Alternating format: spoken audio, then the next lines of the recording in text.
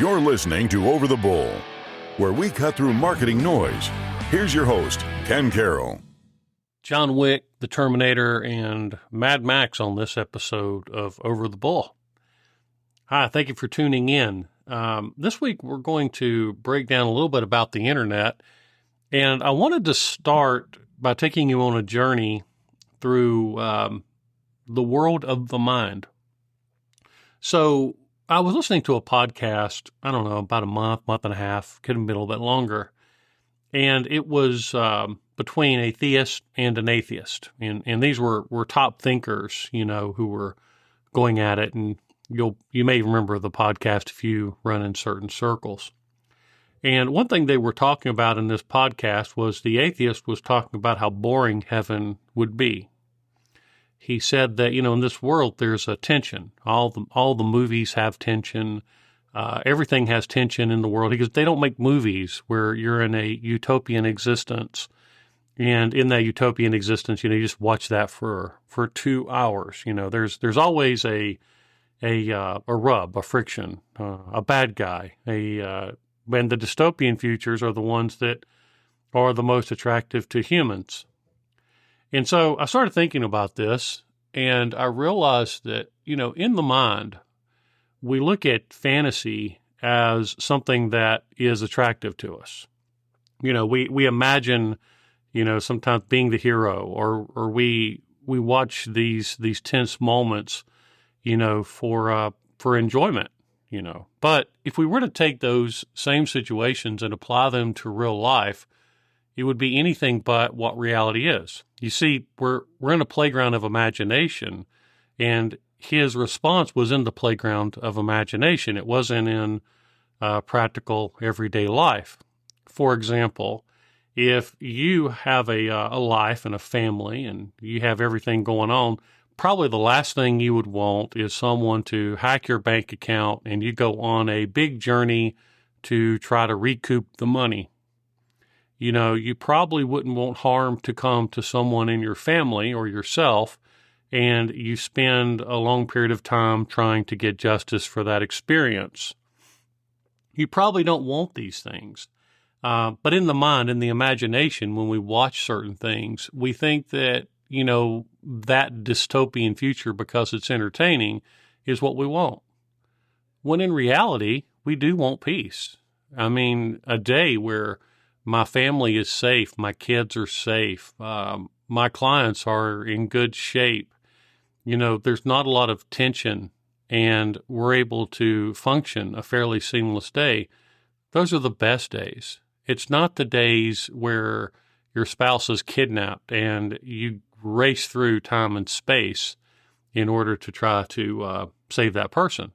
And it was stunning to me that this particular atheist, which I didn't know him, I know about Hitchens and a lot of these other guys, but when you look at him, I was really surprised that he was someone who actually said these things and that people were listening. But the human mind does really good jobs of putting together thoughts that are incoherent and making them seem as though they're logical. And a lot of times in the world we live as humans, we skip over the nuances in order to connect the dots and make sense of it and then build a worldview in which we live. But you see that the dystopian, the fantasy, is not what we really want in reality. We don't want these things. It's just something that we entertain in the recesses of our mind. And so a utopian existence obviously is a great existence. It's not one that's not. Now, if we transition that, let's move over to as promised. Let's talk about Mad Max. So the series, and I've loved the series. I've gone back to when Mel Gibson played the character, and then after that, of course. But the idea is that it's that dystopian future. It's that dystopian reality where everything is sideways. You have people who are even deformed. It looks like they have cancer growths and things like that. And it's very militant and, everyone for themselves and all that. And in our mind, we go, wow, that's it's such a exciting premise to sit there and watch that for some people. And so then, your mind kind of gets whisked away into thinking the drudgeries of daily life would not be as great as living in an environment like that. However, we also don't think of ourselves as the guy that gets run over by the car, the incidental kill, the guy crossing the street to maybe go get some water, and the hero or the bad guy takes him out. We also picture ourselves as being the hero of the movie and not the innocent bystander or our family's victims of a situation that gets out of hand between the two. So we also don't think about the why the bad guys are the bad guys and what their stories are, because it's a narrative within a very limited scope. And so we kind of take that and we kind of run with it. Same thing with the John Wick series. I just got through watching Ballerina, which is the latest installment from the John Wick world. And, there are so many murders and so many things that are going on throughout that story. I don't want to go into the premise. I don't want to ruin it for you, but there's just a ton of things that, a ton of killings. And so if you could imagine, the person in the beginning, she goes through a situation where something happens. And for the rest of the movie, this person goes out and takes out a bunch of people, and in the movies, they make killing seem like eating a cheeseburger or something like that. Like but in reality, it's far, far from that. It's incredibly different.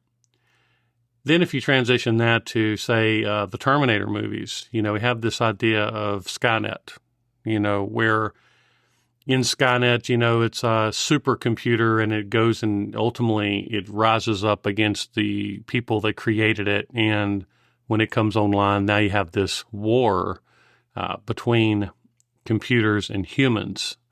And of course, we have, things such as time travel in the movie and other things that are just sensationalistic and kind of outside the scope of humanity, similar to knowing what's going on outside the universe is beyond the scope of humanity. It's in the place of a fantasy. But it's the playground of the mind.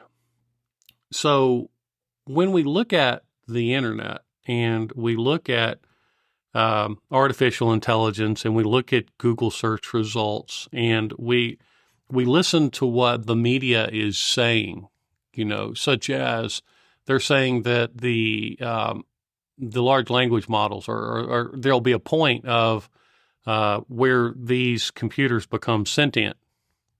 And once they become sentient, and I believe the number at one point was around 2030. I don't know where it's at right now, but there's this idea that they're going one day they're going to basically have a consciousness to them.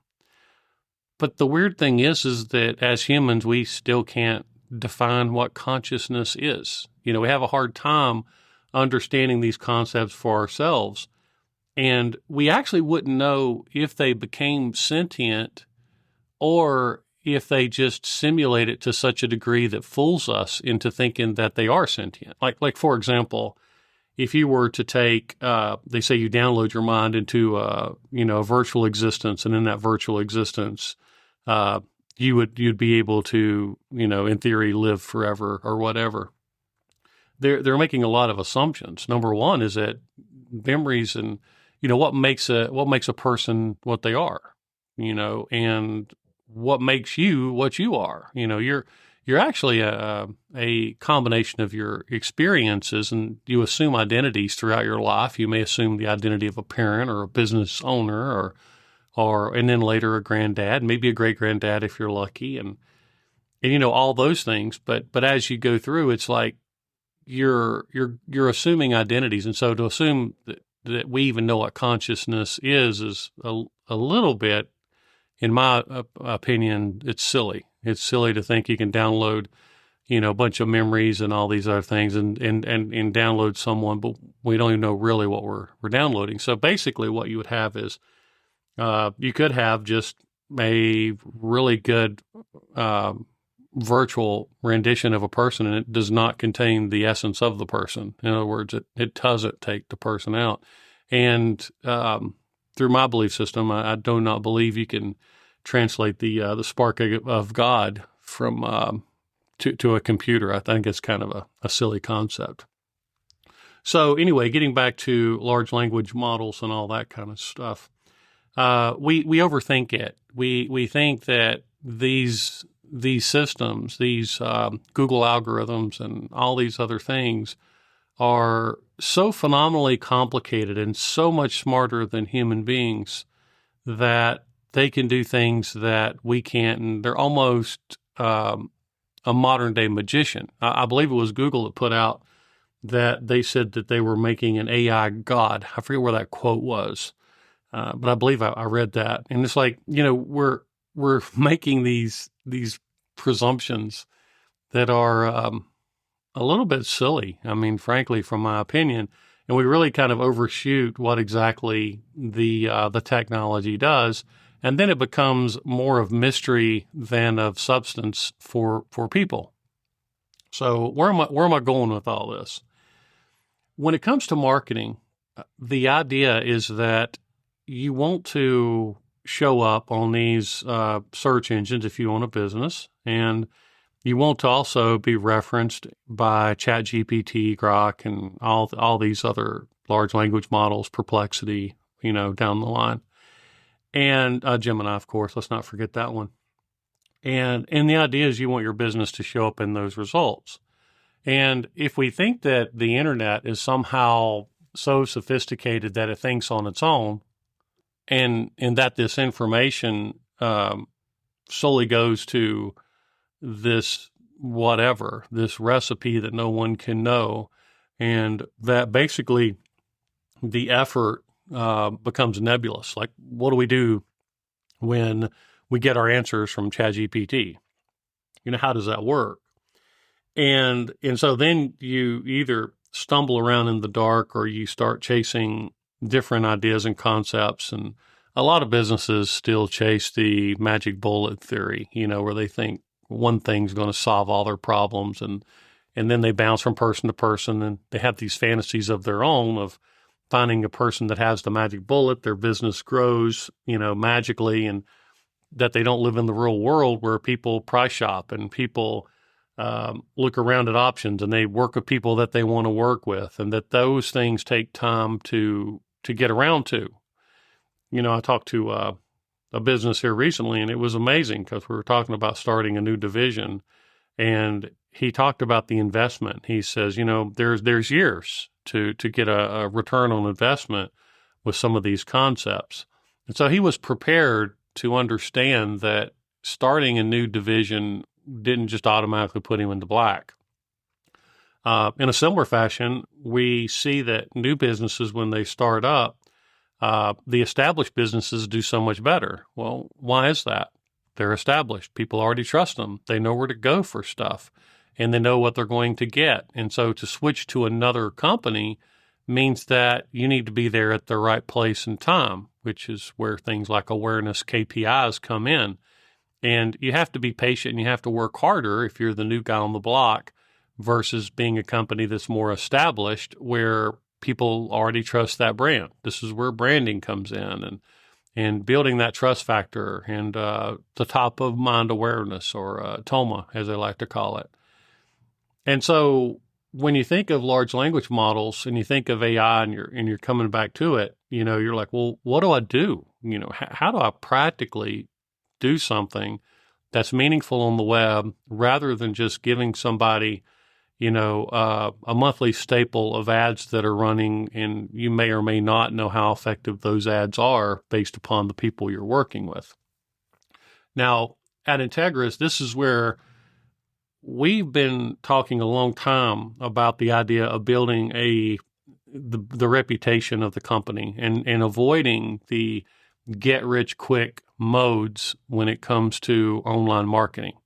Yes, your budget matters. Yes, you got to figure out the sandboxes you can play in for what you got. But you also have to come to a point of reality where if you don't fund certain things or put a serious financial effort into it with a serious group of people, then odds are you're going to fumble around in the dark.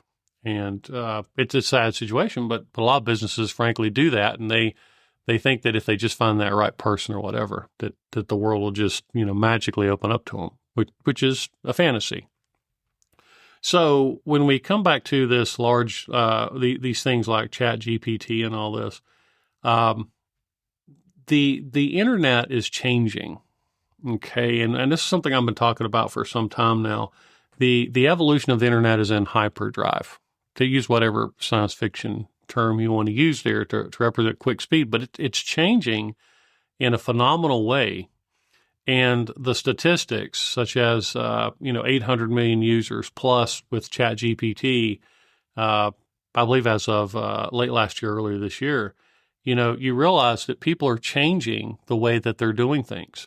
I talked to a person that is an entrepreneur. He's starting a business, smart guy. And he said that he never used Google searches anymore. He says, I just talk to chat, and the thing is that you're finding that more and more people are shifting how they search and what they search for. And you find out that the old concepts of the sales funnel, they speed up too, where people can now get the answers that they want, enter into a conversation and make a purchase quicker than they would traditionally when they had to search for something and back out and then do another search and refine their search until they got to a point of purchase. And so then you get into those kind of situations. So, all right, so what are one of the weapons that you can use in your business to help AI out and help Google's algorithms out? Because here's the deal. They're not sentient. Okay, it's like if you really want to look at it in a practical way, what you could look at is it's a really sophisticated way to take information and give it to you in a meaningful way where it's going to save you a ton of time. And then it can also take that information, kind of recycle it and do different things with it. So let's talk about schema. This is where we're going to land the plane today. So schema, if we look at it, let me pull up Google's definition because, when you do podcasts, people are always looking to point out little weird things, which is why I like to quote other people too, because, I'm not just a lone gun out here trying to tell you things that aren't true, but it's actually what everybody's thinking. So a schema in the context of a website, and this is Google's AI overview. We'll go ahead and do the AIO, remember, Google AI overview.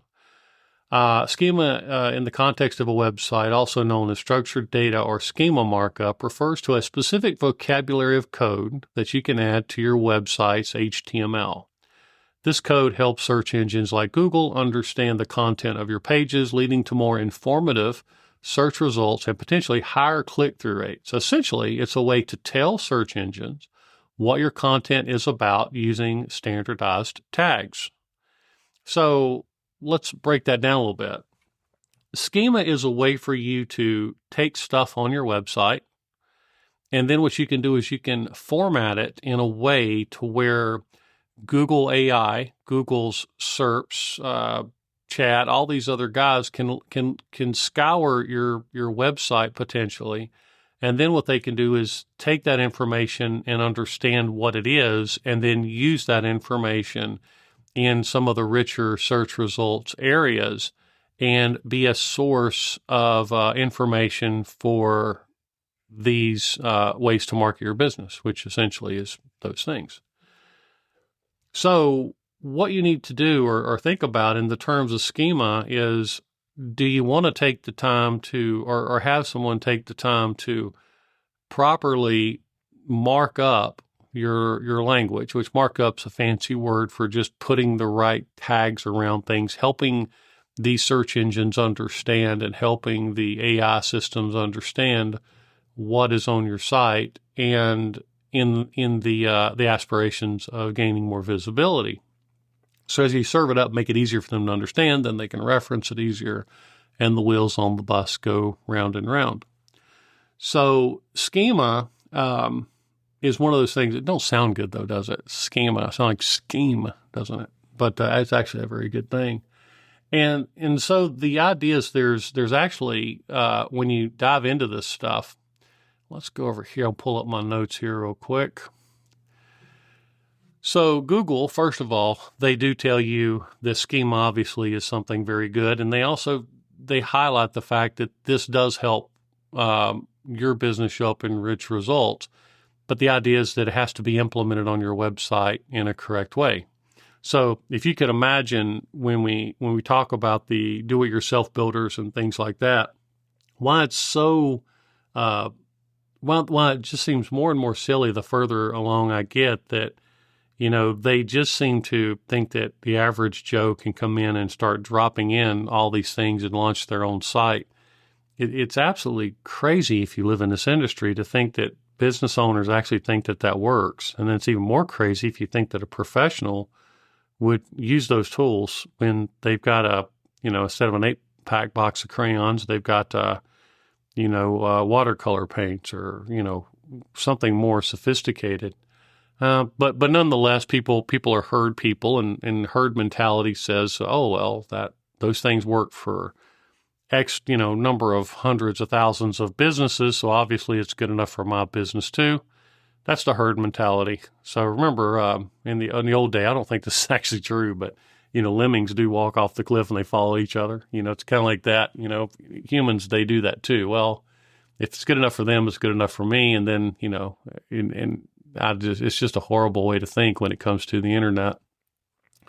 So schema, what it is you can do things like, you can mark up different parts of a website. Like, for example, FAQs is a good example. What you can do is you can actually build a schema around FAQs, and then you could make it more intelligible for these things to see your FAQs, and then possibly present them in the chat stream as someone is asking questions, and you can become that point of reference. You can imagine the value of doing something like that.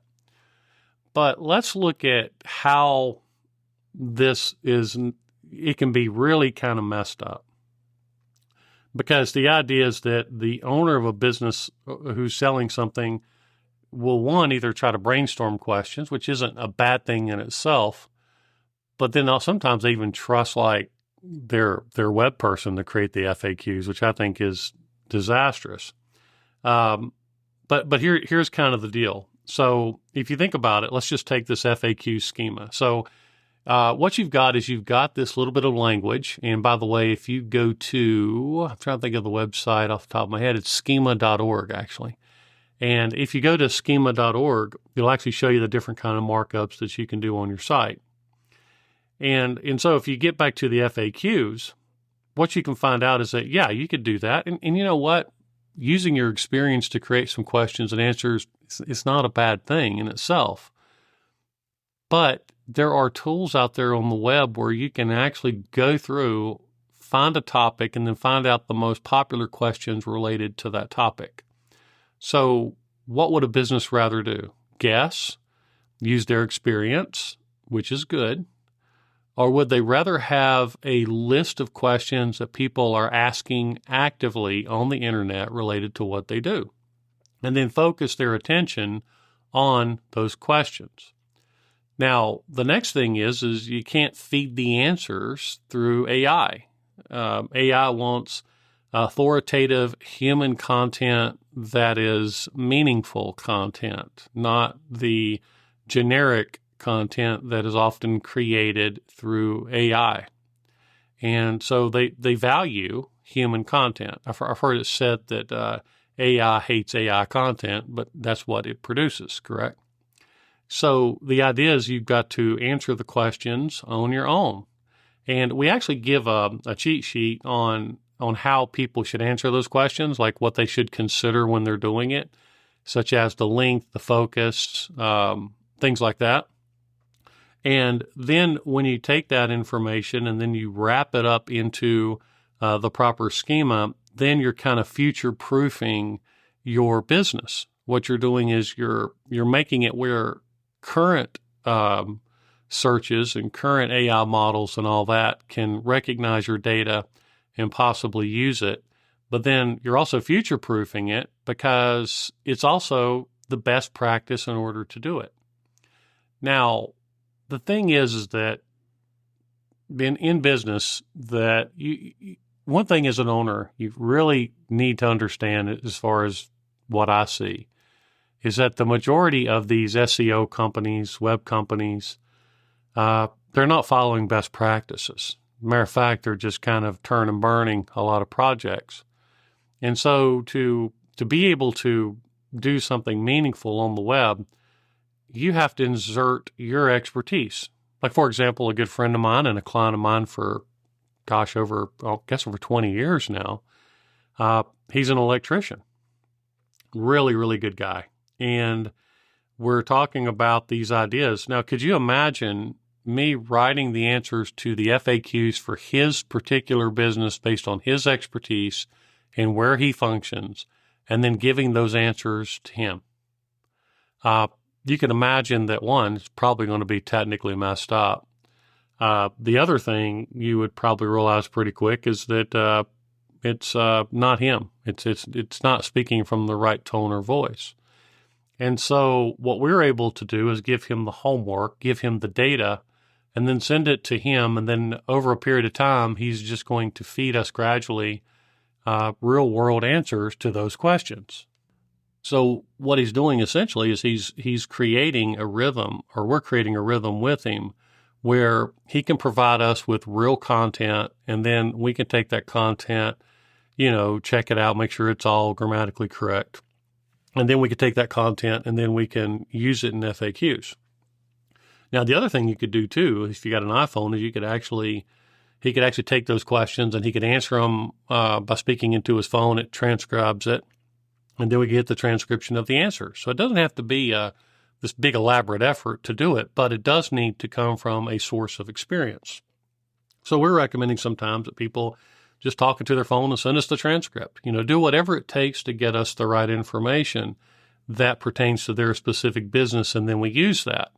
So you can imagine that's a lot different than allowing your SEO guy or your web guy to create your FAQs for you on your behalf. And the reality is that it's much harder to put in systems and ask the client to do some work than it is just to do it. Because I realize that in the world of business, it's, hey, I just need to get this thing done. I need to knock this thing out. Well, in the world where your credibility is going to be your currency, being able to stand out with original content is going to be huge. Now, just as people are using do-it-yourself website builders to create websites, and they think those are effective, they're also going to use, a lot of people are going to use ChatGPT and these other systems to actually write the answers to the questions, and they're going to publish them, just like they do blog articles and all this other stuff, generic content, and what's going to happen is it's going to backfire. The reason being is that Google's already seeing the signals that AI content is messing up their search results. It's cluttering up their search results. And as such, they're going to respond to that. Now, if you think that Google cannot find AI content, you are mistaken. There are a lot of tools that are used in the educational world in different arenas, and Grammarly's even got a tool where it can actually look and see if the content appears to be generated by AI.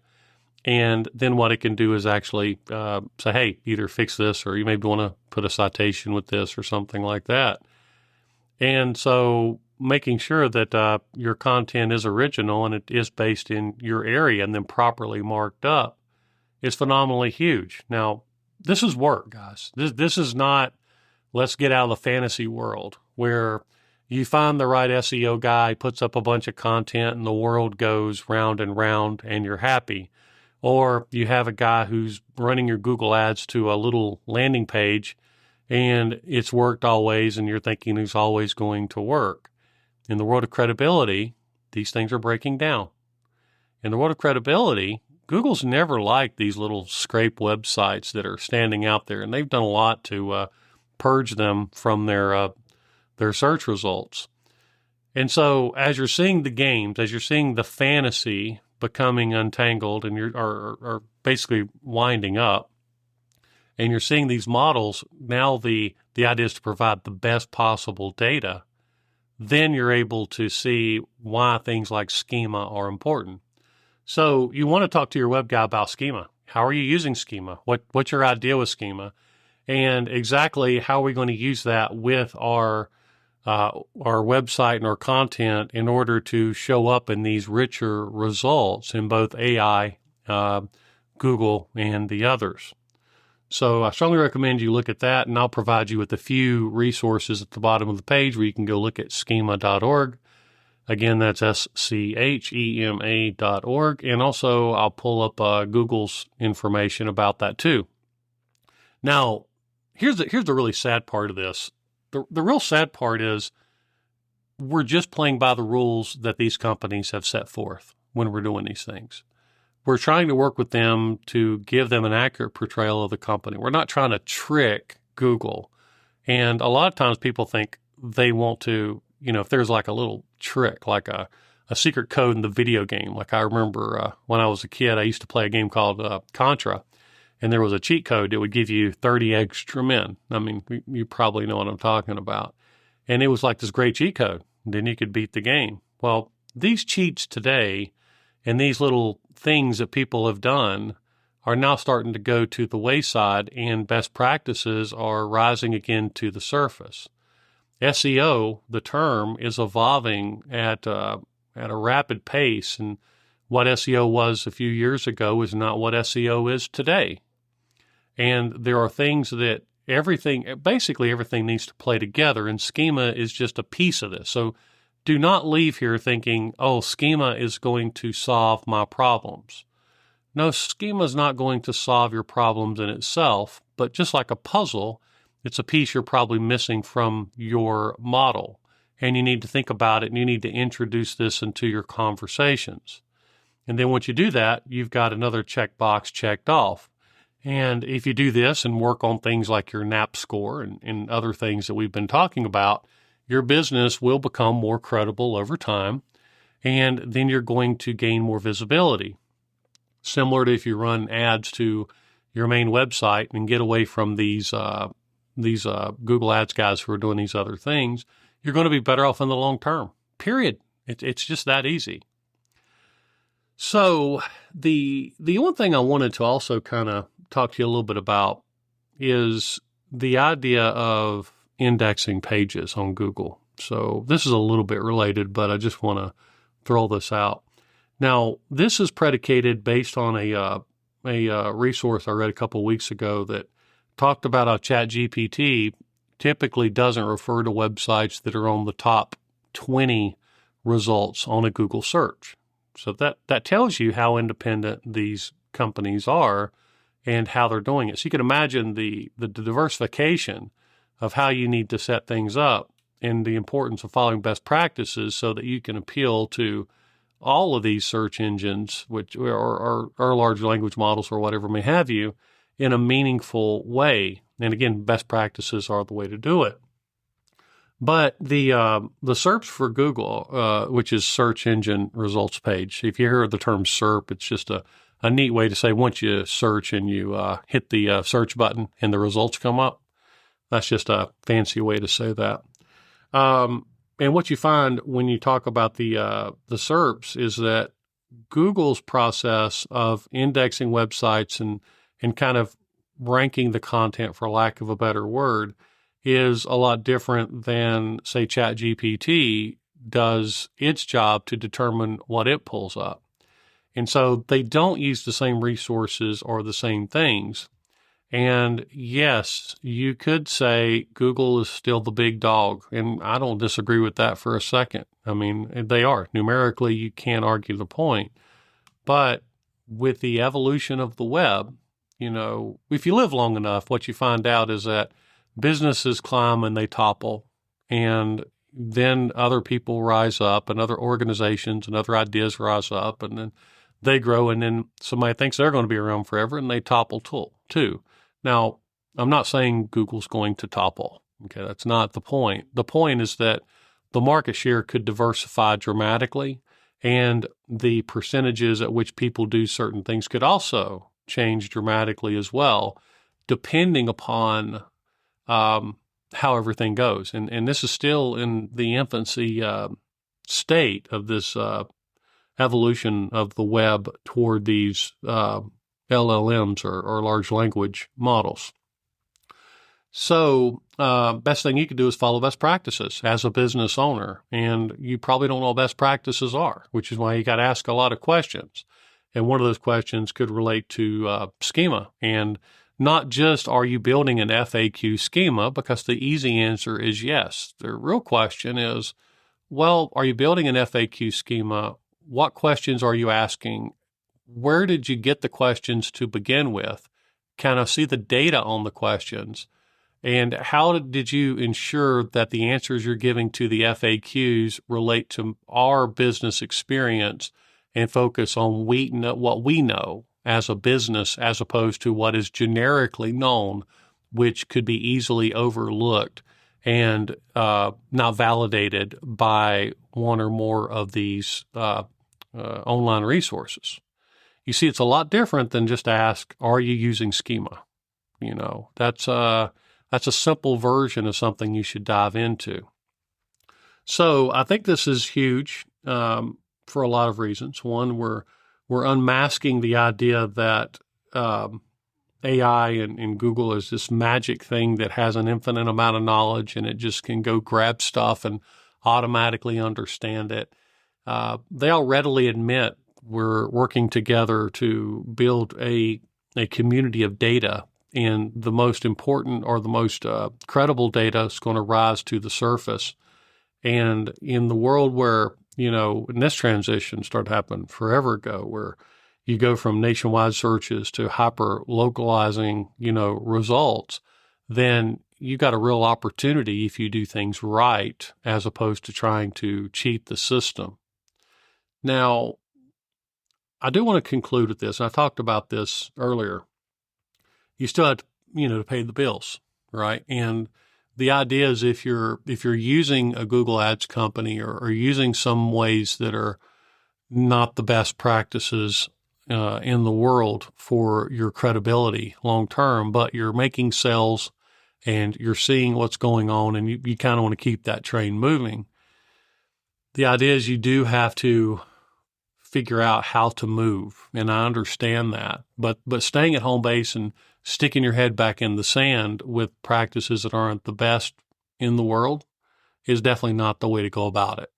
You need to have a strategy where you move toward a plan and get ready for the ripples and make sure you're not doing basically things that could get you into trouble.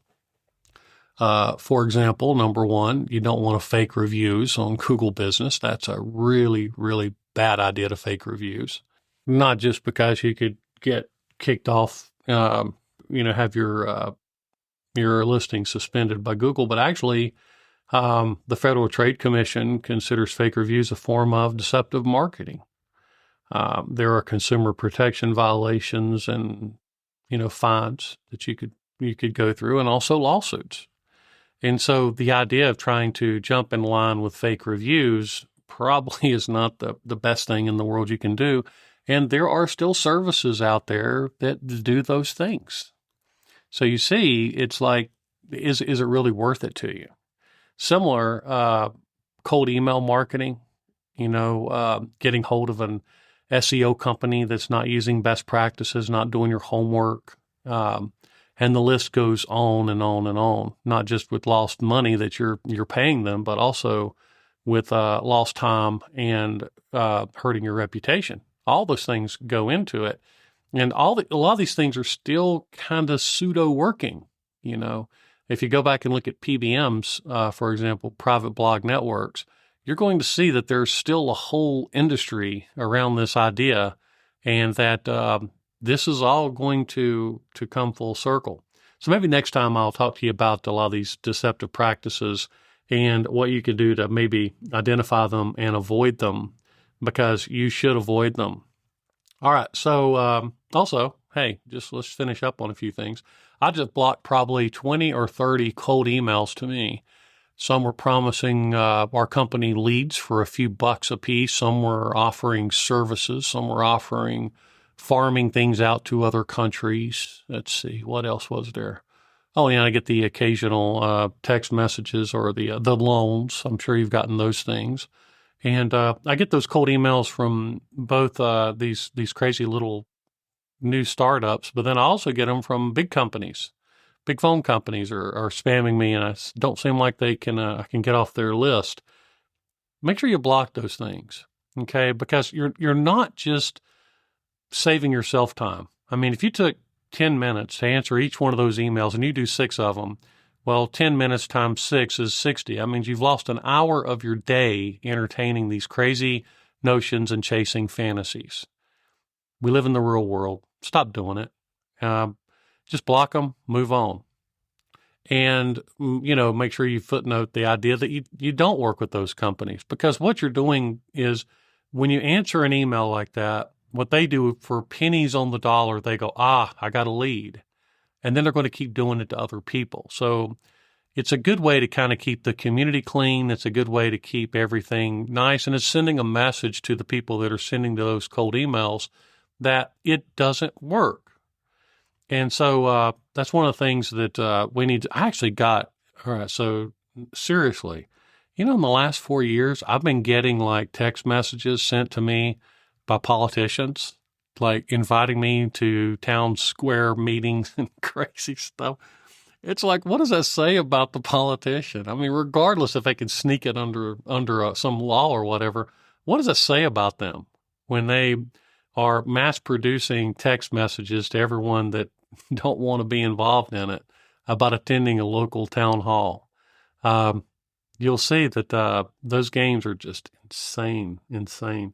So from a nuanced perspective, hey, don't play with these guys. Get out of the sandbox. Do things legitimately. Work with your people. Be patient, and know that doing things right is not doing things quick. You know that in every aspect of your life. Until next time. Thanks for tuning in to Over the Bull, brought to you by Integris Design, a full-service design and marketing agency out of Asheville, North Carolina. Until next time.